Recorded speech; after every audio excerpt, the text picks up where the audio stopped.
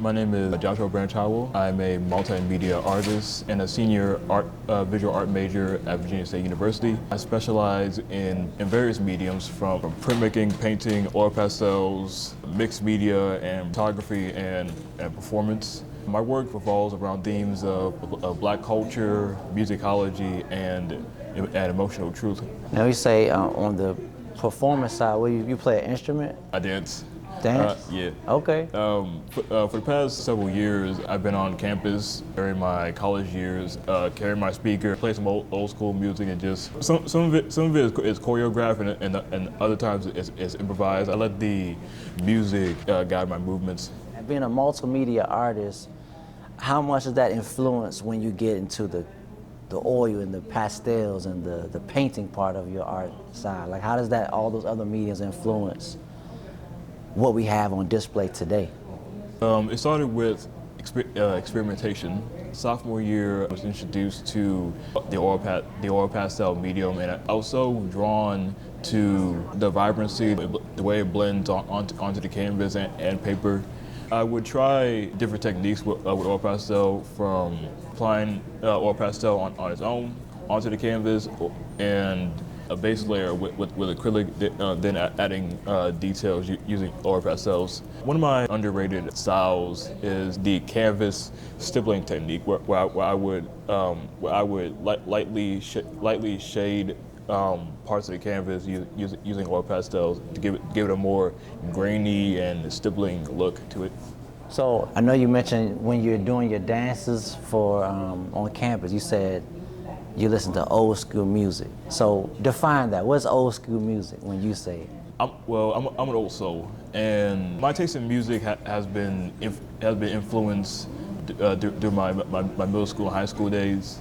When I was younger, we would have a family friend stay over, and while he was cooking, he would play music from the '60s and '70s, from doo-wop, Motown, jazz fusion, and pop rock. It adapted to my signature taste in music, and I would listen to all sorts of genres that not many people my age would like listen to. For example, Motown, soul, funk. I love funk. I can't get enough of it. Neo soul, old school R&B. But my go-to genre at the moment would be the jazz genre. Do you have, in reference to your art being in Petersburg Public Library, do you have a favorite jazz musician at this time? So many to choose from, but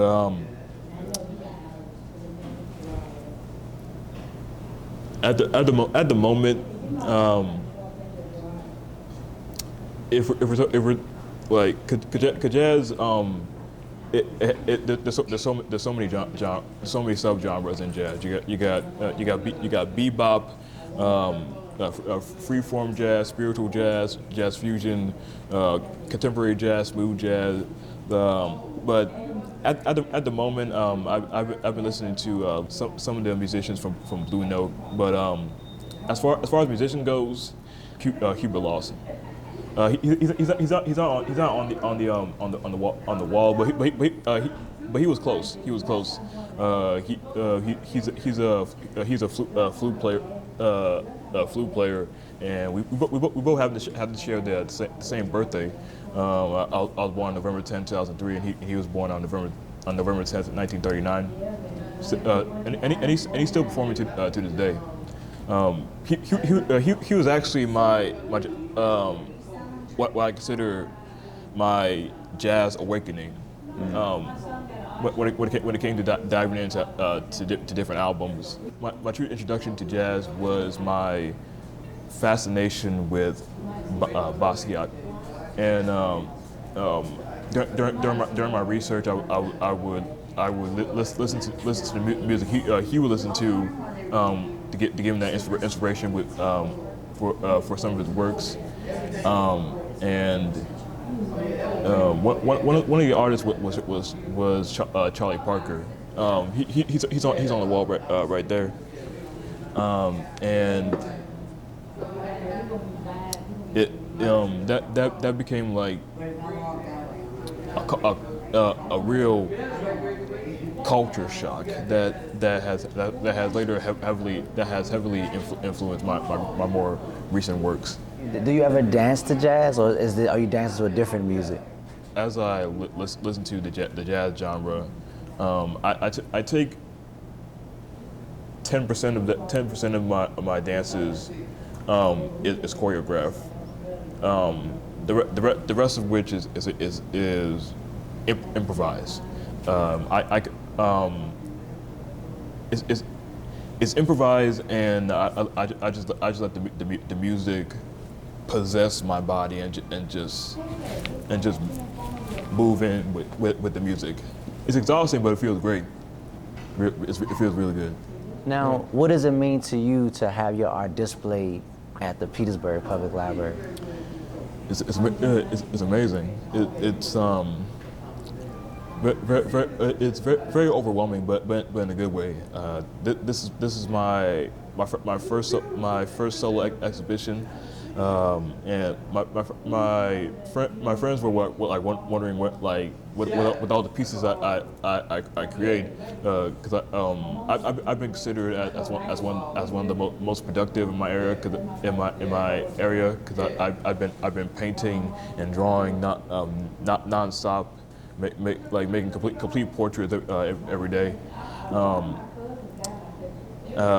You would think since I have all these pieces, I would have enough for a solo show, and initially I had enough pieces for a show, but I didn't have enough pieces for a show. If when I create a series, I want to be consistent and cohesive from start to finish, and that's where the Jazzology series came about. It's a huge milestone, first of many, and I'm so glad I chose the Petersburg Public Library for as my first stop.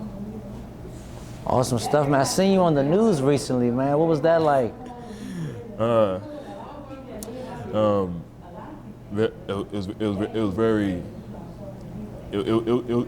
was an experience. Like I had a great time. Joy Foltz and the journalist that interviewed me, and the cameraman Miles Black, such wonderful people. We filmed the interview last week in Fauntleroy Hall, the Art and Design Building on VSU campus,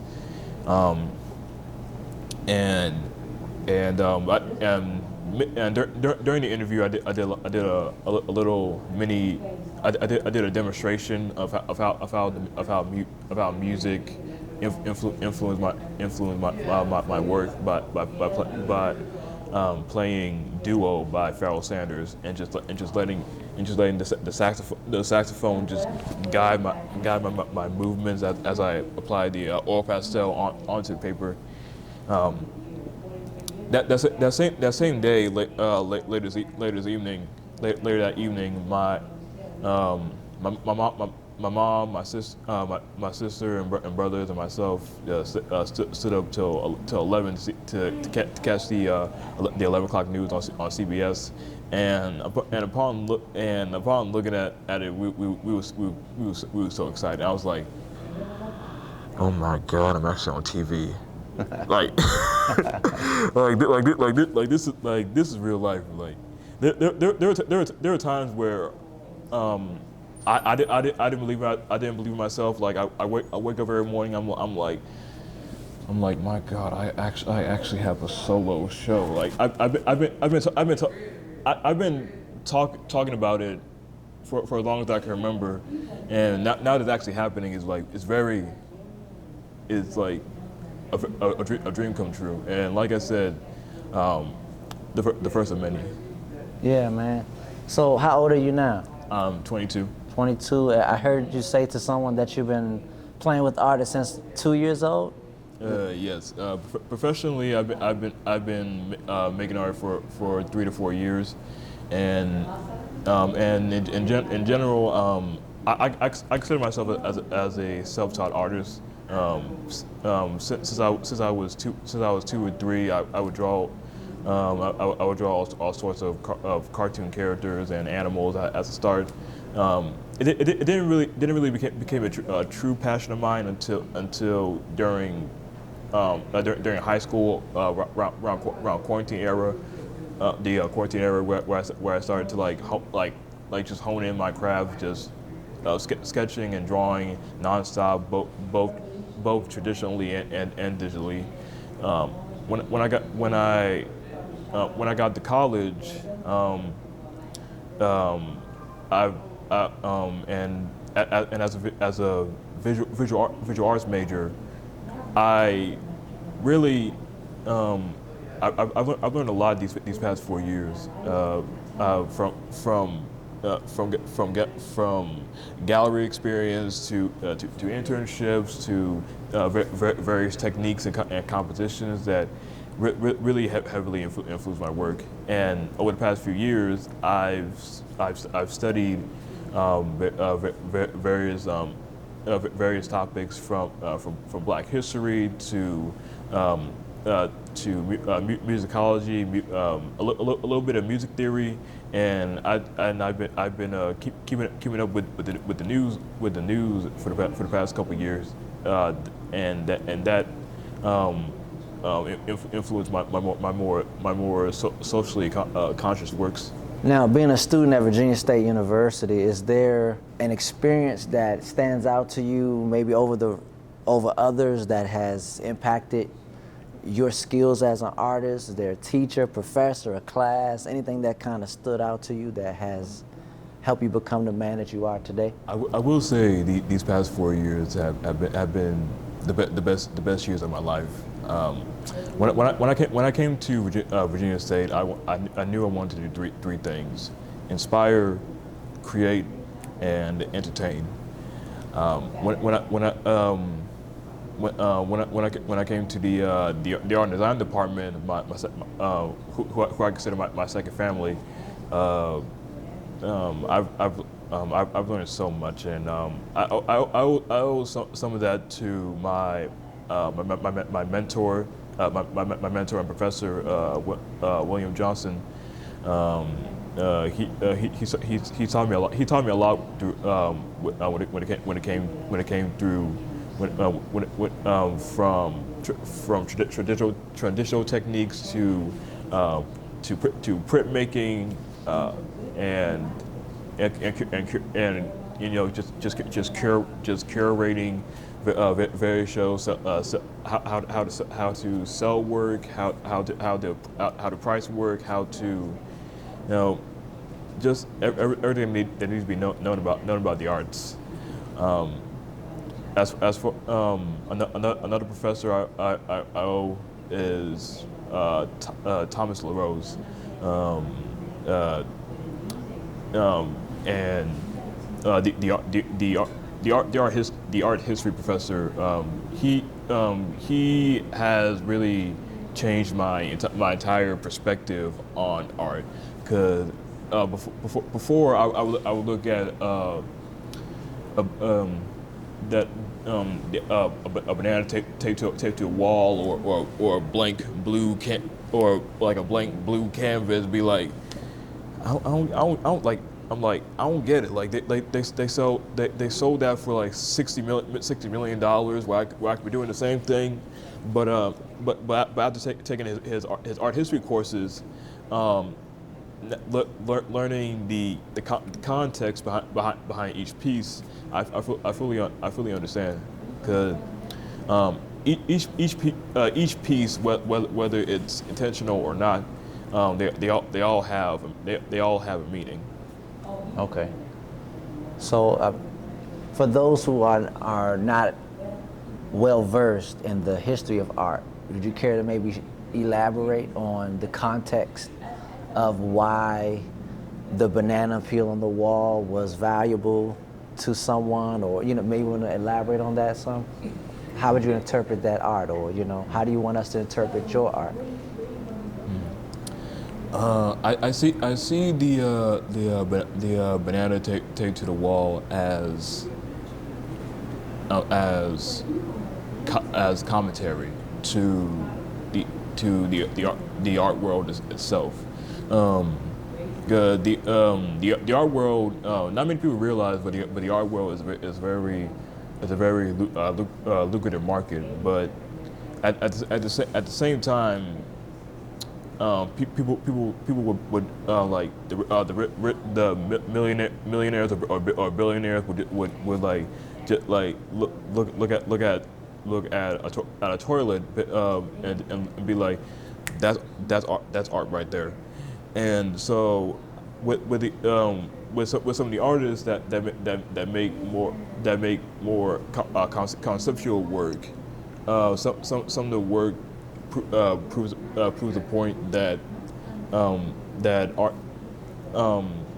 art is subjective, but at the same time it can also be one of those lucrative markets where they'll buy one picture for $10, and then sell it to another person for $1,000.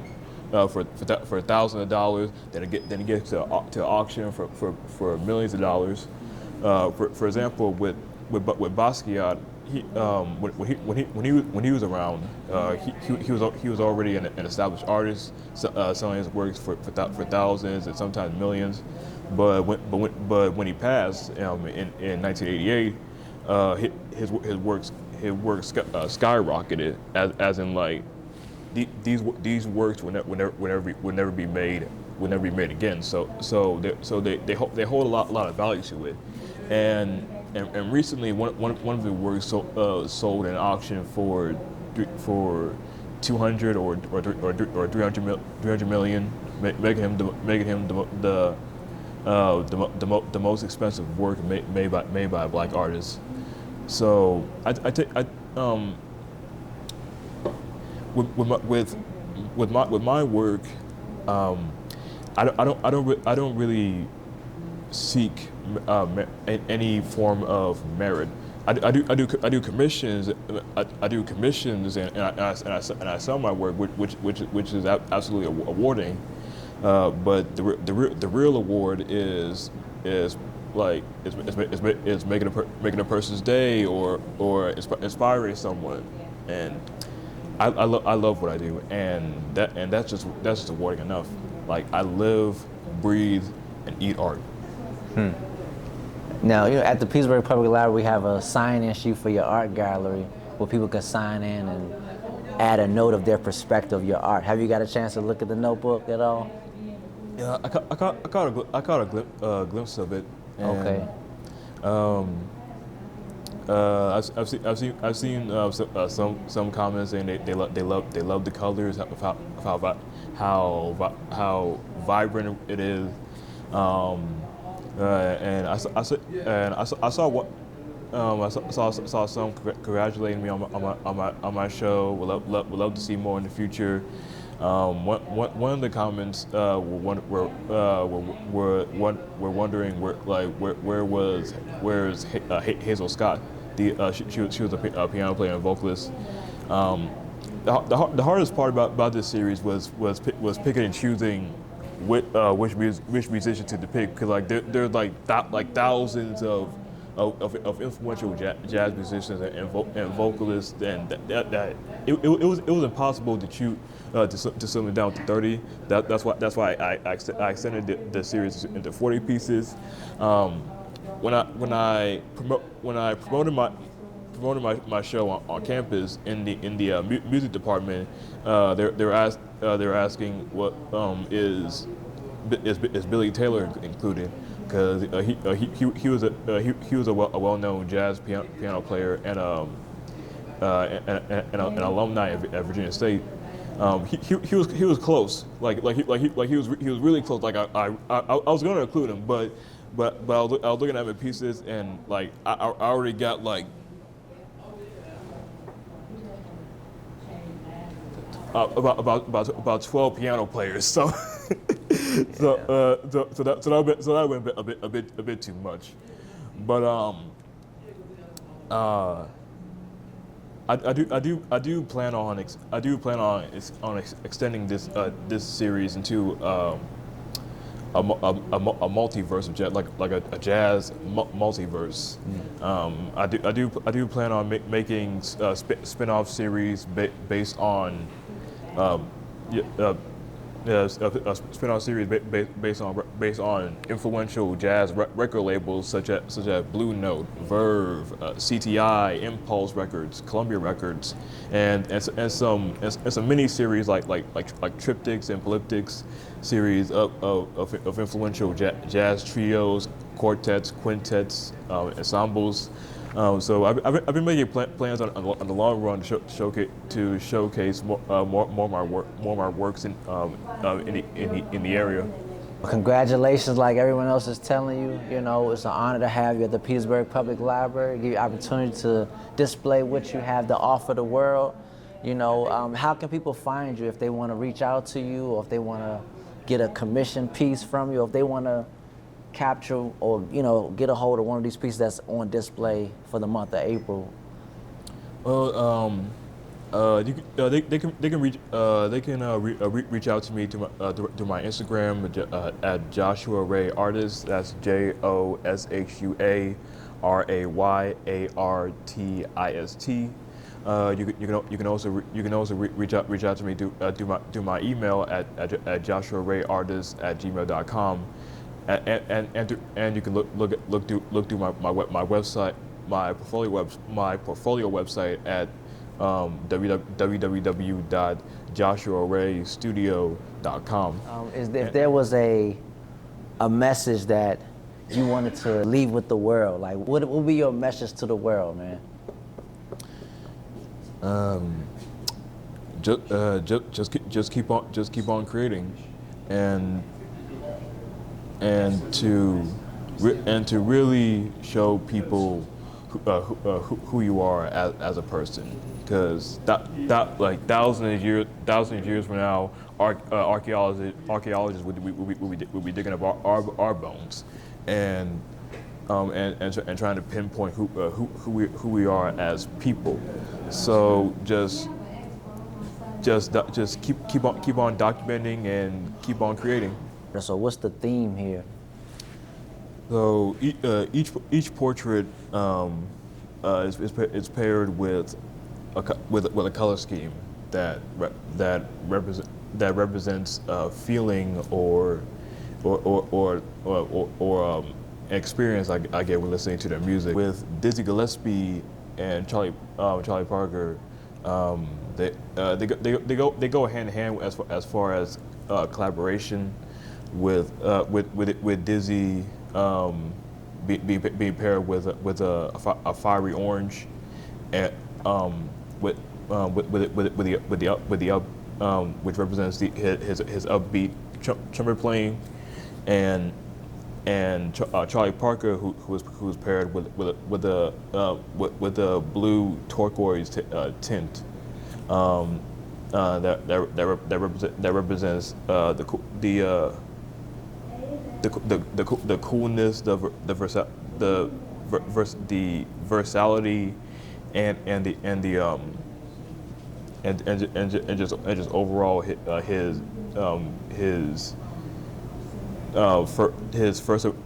the first of his time saxophone playing. Some people would say would refer to this condition as a condition known as synesthesia, which is a condition where you see sound with color. But I consider it as my love for music, and just years of listening to their music, and just pairing each instrument with a certain color. Do you have a favorite one that's in this exhibit? My favorite pieces, there's so many, but if I had to choose, there will be Miles Davis and John Coltrane. More so because of how they were created. So for the past 2 years, I would tour across campus and do live painting performances in the dining halls and outside of Foster Hall, inside Foster Hall, and back in September, I called one of my music buddies named Ian Smith, who happens to play the bass on campus, saying hey, I'm doing a tribute to Coltrane and Davis, and I was wondering if you'd be interested in doing a bass cover for Miles' Kind of Blue album, and he was down. We picked out songs that he knew by heart, as well as a couple of songs where he could improvise, and during our live painting performance, which took place in one of the dining halls. He would play bass over the instrumentals, and I would work on the John Coltrane and Miles Davis pictures. So the series that actually started in September. It was like we had such a great time. A lot of comments and compliments and footage. It was just really one of the main highlights of my college years.